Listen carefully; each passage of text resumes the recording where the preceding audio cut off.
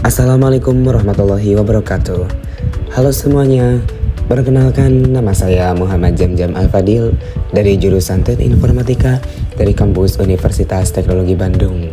Pada kesempatan kali ini saya akan mempresentasikan proyek akhir mata kuliah Sistem Microcontroller yang berjudul Pengendalian AC dan Lampu Kelas Otomatis. Sebuah permasalahan yang sering kita temui sehari-hari yaitu pemborosan energi di fasilitas pendidikan.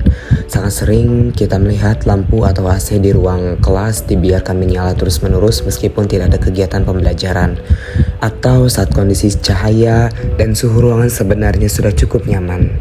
Oleh karena itu, saya merancang sebuah purwarupa sistem pintar dengan tujuan utama untuk menciptakan efisiensi energi. Sistem ini akan bekerja secara otomatis untuk menghidupkan dan mematikan lampu serta AC hanya saat benar-benar dibutuhkan saja. Tujuan proyek sistem pengendalian AC dan lampu kelas otomatis ini bertujuan untuk menciptakan efisiensi dan penghematan energi listrik berbasis microcontroller.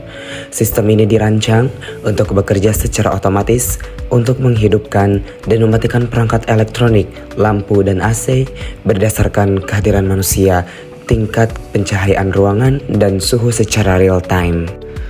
Untuk merancang sistem ini, saya menggunakan platform simulasi sirkuit Walkwi.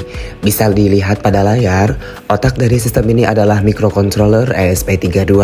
Sebagai indera peraba, saya menggunakan 3 jenis sensor. Pertama, ada sensor PIR yang bertugas untuk mendeteksi keberadaan atau pergerakan orang di dalam kelas. Kedua, ada sensor suhu DHT22 untuk memantau temperatur ruangan.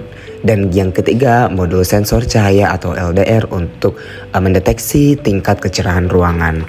Untuk output atau simulasinya, saya menggunakan 2 pasang LED. 2 buah LED berwarna kuning di sebelah atas ini mempresentasikan lampu kelas, dan 2 bawah LED berwarna biru di bawahnya mempresentasikan mesin air conditioner atau AC. Untuk selanjutnya adalah struktur dan logika program. Pada proyek saya, yang pertama adalah bagian deklarasi dan inisialisasi. Program dimulai dengan memanggil library dht.lsp.h untuk membaca sensor suhu, kemudian dilanjutkan dengan mendefinisikan pin ESP32 yang terhubung ke masing-masing komponen atau PIR di pin 12, DHT di pin 14, dan lain sebagainya. Untuk selanjutnya adalah fungsi void setup. Bagian ini berjalan 1 kali saat dihidupkan, berisi perintah untuk memulai komunikasi serial monitor untuk keperluan debugging. Di sini juga ditentukan status pin, di mana pin sensor diatur sebagai input dan pin LED diatur sebagai output. Sensor DHT juga mulai disetel pada bagian ini. Untuk selanjutnya fungsi void loop. Ini adalah inti logika yang akan berjalan berulang-ulang tanpa henti. Selanjutnya tahapan pembacaan. ESP32 membaca apakah ada gerakan dari PIR, membaca nilai cahaya dari LDR, dan membaca nilai suhu dari DHT22. Selanjutnya logika lampu kelas. Terdapat aturan kondisi lampu kelas hanya akan menyala jika terdeteksi pergerakan orang, dan nilai sensor cahaya berada di bawah 1500. Jika tidak ada orang atau cahaya sudah cukup terang, lampu otomatis mati. Untuk logika AC, pendingin ruangan hanya akan menyala jika terdeteksi pergerakan orang dan suhu ruangan saat itu terbaca lebih dari 24 derajat Celcius. Jika ruangan kosong atau suhu di bawah 24 derajat Celcius sudah dingin, AC akan otomatis mati. Program ditutup dengan delay 1000.